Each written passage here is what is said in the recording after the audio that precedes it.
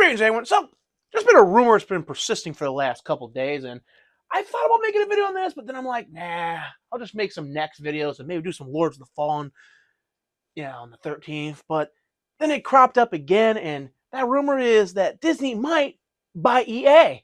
And I'm here to dispel this rumor because it's absolute bullshit. So, the first thing you need to understand why this is bullshit, Disney has no money. Disney's operating revenue is not that high right now.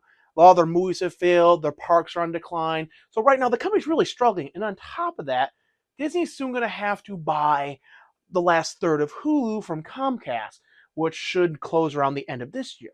They're going to need between $9 billion, which is what they're hoping to be at, which it's not going to be at, to upward of an unrealistic $20+ billion. Most analysts I'm seeing are saying that it's going to be between $15 to $18 billion to buy the last third of Hulu, which they don't even want to do, but they have to because they bought Fox. So they don't have the money right now to buy EA. Now, EA right now, because I checked, is valued at $35.65 billion. In 22, it was valued at $38 billion, and it was projected it would cost Amazon upward of $55 billion to close. So when you hear rumors that Disney is going to buy EA, you have to ask, with what money? EA is not a cheap company to buy.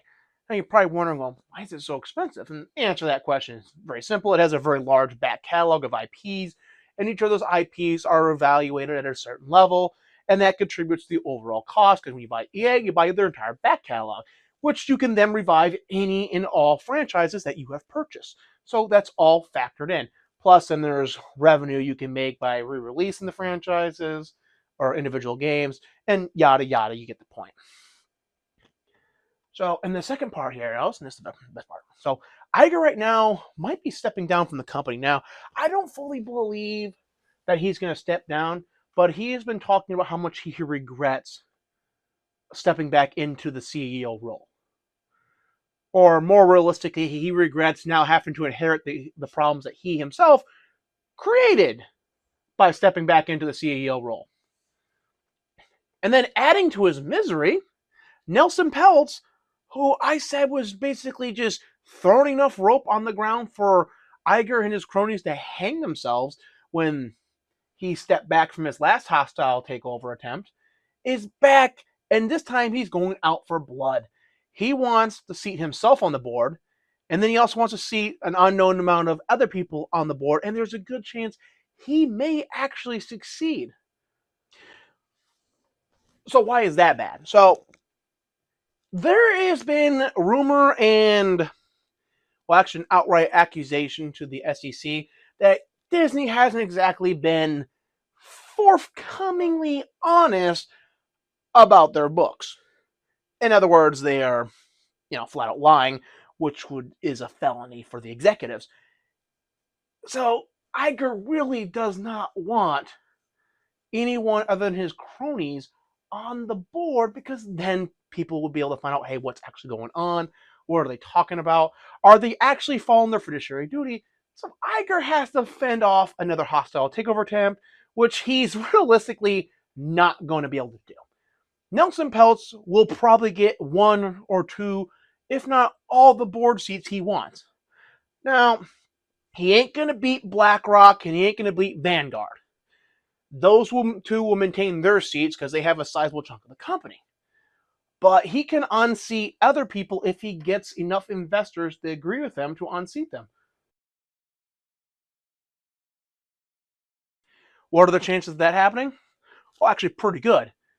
Ike Perlmutter, as part of the Marvel buyout, actually was given a bunch of shares. And I may be mistaken on this, but I remember hearing a while back that him and Peltz had been talking. And he very much doesn't like Iger because Iger threw him out of Marvel and gave all the credit for his accomplishments to Kevin Feige. So Perlmutter is probably going to vote for, Peltz's plan. And when you add all this together, there's just no way Disney can afford, let alone functionally right now, buy EA. one last little bit about this. So, one of the chief complaints against Iger was that he overpaid for Fox. So, going into another buyout when you're under accusation of overpaying, it's not going to happen. And if you're wondering where this rumor came from, essentially, there's someone, people are saying that some executives were suggesting to Iger that they buy out EA and make it into their video game publishing wing. And Bloomberg ran this. And it's basically just gotten overblown since then. Now other people are talking about like Forbes. And realistically, it's just not going to happen. This is like when they were saying Sony's going to buy all these companies within the last year. Oh, and spoiler alert, they didn't buy one of those companies within the last year. At the time, I was saying like, okay, this is actually possible for this company, this company, this company. Then we found out what Sony's new acquisition budget was, because somehow they had spent more money than we previously thought they did. And half that list automatically became unviable because they had less money than companies like Capcom was worth. We're kind of in a position like that with Disney, where even if they really wanted to buy EA, they could not buy EA. Now, that does not mean we might not see a partnership between Disney and EA. That is vastly more feasible to have EA handle the publishing of Disney's franchises. Although there is some skepticism, I think what we're going to see is they're going to wait and see how Ubisoft handles their new Star Wars games. Because EA was given the Star Wars IP, they did squat with it, and that really, really irritated Disney. So they started farming it out to more studios. That's why we're getting looks like a pretty good game from Ubisoft, where basically you're a criminal and you're doing crime inside the Star Wars universe. And at the end of the day, that's really all there is to say about this. This rumor is kind of just getting blown up by various coverage. There's not really much to it other than some people heard. I could have sworn Game Industry posted a comment where they asked them, and then Disney was kind of like, oh, tee we might. Looking back over the article, I'm not really seeing that comment, so either I'm blind, which is probably possible, or it got edited out. I don't know. But that's all I have to say about this. You all have a great day. Hit like, subscribe. Peace.